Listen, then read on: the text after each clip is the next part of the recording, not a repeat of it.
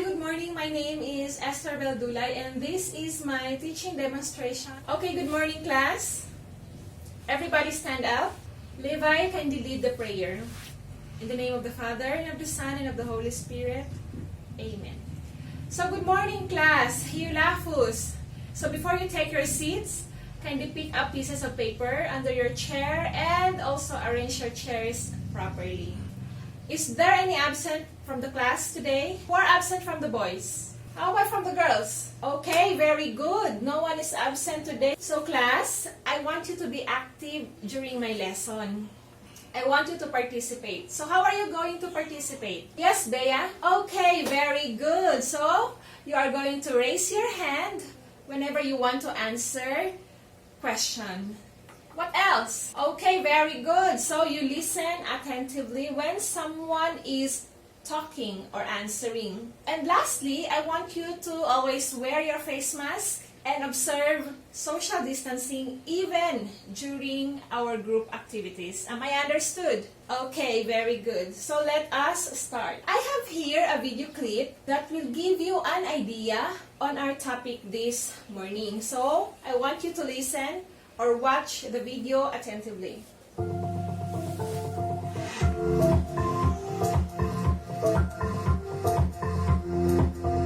Mga uri ng kalamidad.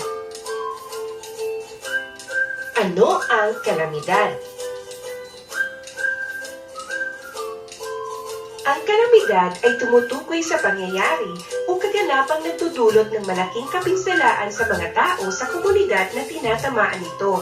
Ito ay bunga ng natural na proseso ng kalikasan, subalit may kinalaman din ang mga tao sa madalas at hindi maipaliwanag na pagtama nito.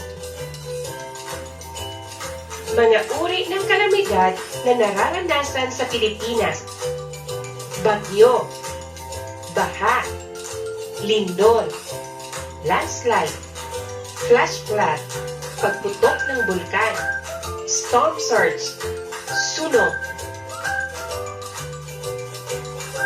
Bagyo. Ito ay malakas na hangin may kasamang malakas at tumatagal na pag-ulan at malalakas na kidlat. Ang bagyo ay isang sistema ng klima na may nakabukas na sirkulasyon sa paligid ng isang sentro ng mababang lugar.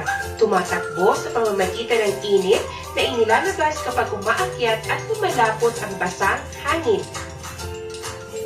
Baha. Ito ay hindi inaasahang pagtaas ng tubig sa isang lugar dulot ng tuloy-tuloy na pag-ulan. Lindol. Pagyanig dulot ng biglaang paggalaw ng mga bato sa ilalim ng lupa. Landslide. Paggalaw o pagguho ng lupa at bato pababa mula sa isang mataas na lugar na kadalasan ay dulot ng malakas na ulan. Flash flood.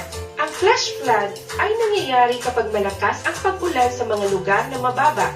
Ang uri ng baha na ito ay nangyayari sa loob ng 6 na oras mula sa pag-umpisa ng malakas na ulan. Ang agos ng tubig sa bahang ito ay napakalakas at mabilis, kaya mahirap matakasan. Pagputok ng bulkan. Ang bulkan ay isang bundok na may bukana na paibaba sa isang imbakan ng tunaw na bato sa ilalim ng balat ng lupa. Ang dahilan ng pagsabog ng bulkan ay ang paggalaw ng lupa na malapit dito na nagiging sanhi ng ingay sa ilalim ng lupa at magkakaroon ng itim na usok galing sa bunganga ng bulkan na magiging hudyat na ito'y sasabog na. Ang mga pagsabog ay maaaring maging tahimik o sumasambulat. Maaaring magkaroon ng pagdaloy ng lava, napipitpit na anyong lupa, nakalalaso ng gas at lumilipad na bato at abong na kung minsan ay umaabot ng daang-daang milya pababa, dala na rin ang ihip ng hangin. Sunog. Ito ay isang pangyayari dulot ng mabilis at hindi mapigilang pagkalat ng apoy. Maraming salamat! What do you think is our lesson for today? Yes, Maha? Okay, amazing. So our topic for today is about disaster and its 2 classifications. Who can give me the 2 classifications of disaster? Yes, Kim? Okay, very good. So the two types or the two classification of disaster are natural disaster and man-made disaster. So now, I am going to divide you into two groups. This group will be the cat TikTokers and this group will be the frog TikTokers. So we are going to have an activity. Can I hear from the frog TikTokers? Kokak. Okay, very good. How about from the cat TikTokers? Okay, I have here pictures of different disasters and you are going to identify or you are going to classify whether it is a natural disaster or man-made disaster. So I am going to give you 5 minutes to do the activity. And also, I want you to still observe social distancing while doing your activity. Okay, so you may start now. Okay, everybody done? Okay, let us check your work.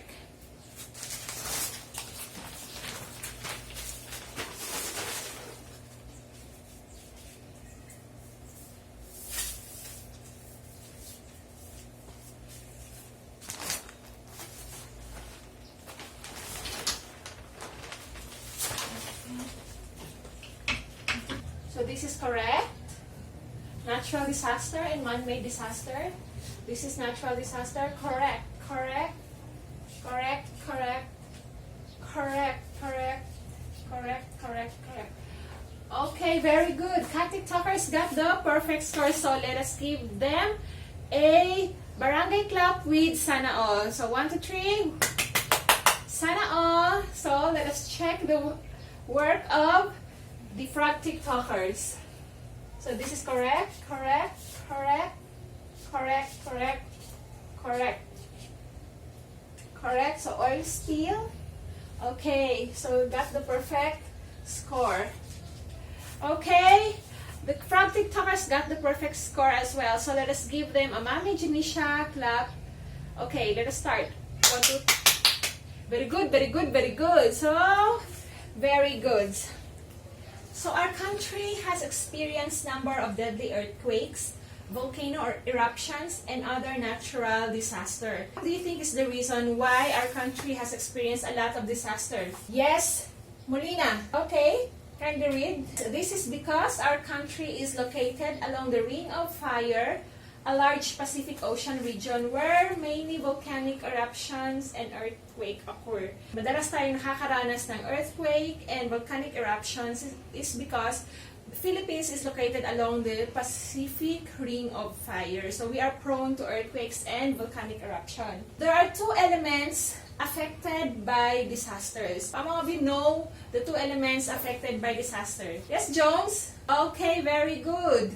Life and property. The two elements affected by disasters are life, both human or animal, and property. Diba pag nagbabaha or mayroong earthquakes, madalas maraming namamatay, maraming napipinsala, and also a lot of property, infrastructures, large buildings ang gumuguho because of disaster. So those are the two elements. So what is disaster? So disaster, everybody read. Disaster is a sudden calamitous occurrence that causes great harm, injury, destruction, and devastation to life and property. So, from the word sudden, walang makapagsasabi na prepared siya for a disaster. So, it is sudden, calamitous occurrence, and it also has great impact or it causes great harm, injury, destruction, and devastation to life and property.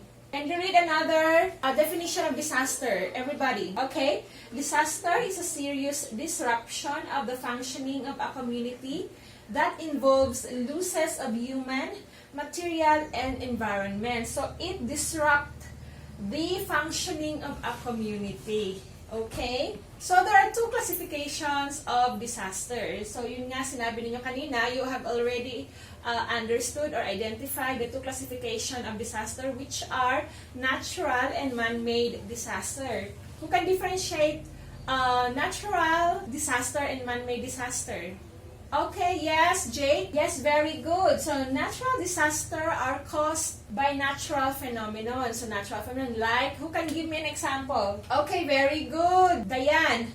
So, examples of natural disasters are earthquakes, volcanic eruption, hurricane fires, tornadoes, and extreme temperature. What about man-made disaster? Yes, Mary. Okay, man-made disaster is caused by man. Who can give me an example? Okay, very good. Example of man-made disaster are explosion, bridge collapse, vehicle collisions, bombs, and massive shooting. So, di ba, Marawi Sage. So, that is an example of man-made disaster. So, man-made disaster is categorized into three. You can read, or everybody read. Number one is technological or industrial disaster. So, it is caused by inadequate safety standards, increases the risk of industrial disasters. So, examples. Read the example, Melissa. Okay, very good. So, examples are leaks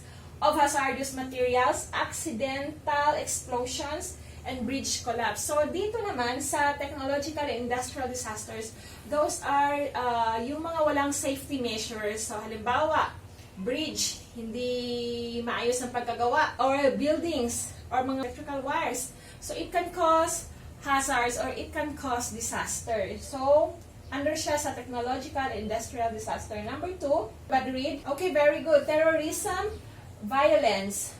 Threat of terrorism that used to develop weapons of mass destruction involving nuclear, biological, and chemical weapons. Examples are bombs, massive shootings, and mutinies. So, like yung sinabi ko nga kanina, like dun sa Marawi. So, that is an example of man-made disaster under the category of terrorism and violence. Then, number three is, everybody read? Okay. Complex humanitarian emergencies. So, describe humanitarian emergency resulting from international or civil war. Example, Kim. Okay, conflicts or wars, killing of group of people. So, that is an example of complex humanitarian emergencies under man-made disaster. So, what is a disaster risk? It is the product or effect of possible damage caused by hazard due to a vulnerability within a community. So, example, damage on agriculture due to typhoon. So, it is a disaster risk because ang maaapektuhan ng typhoon is the agriculture. Understand? We have another activity. Arrange the given jumbled letters to identify the correct terminology. The definition will help you to derive the correct answer. So, I am giving you another 5 minutes to answer this. Are you done? Very good. So, who can answer number 1? A sudden, calamitous event bringing great damage, loss, destruction, and devastation. Kim. Okay, very good. It's disaster. Number 2, type of tropical cyclone or severe tropical storm. Jake. Okay, very good. It's typhoon. Number 3, you can read. Melissa. Shaking of earth caused by waves moving on and below the earth's surface. Okay, very good. Earthquake. Number 4, Mel. When lava and gas are discharged from a volcanic vent. Okay, very good. Volcanic eruption. Okay, number 5, George. A natural event such as flood, earthquake, or hurricane. Okay, very good. It's natural disaster. So, everybody got the correct answer? Okay, very good. Who can differentiate between natural disaster from man-made disaster and give an example? Okay, third. Very good. So now, I know that you have already understood the difference between natural and man-made disaster. Let us have an assessment. You answer this short quiz. Read and analyze each question and encircle the letter of the correct answer. So I am giving you 5 minutes. You may start now. Okay, finish. Let us check your work. Okay, everybody got perfect score. So let us give each other a round of applause. Please copy your assignment. Are you done? Okay, class. That's all for today and see you next meeting. Thank you so much.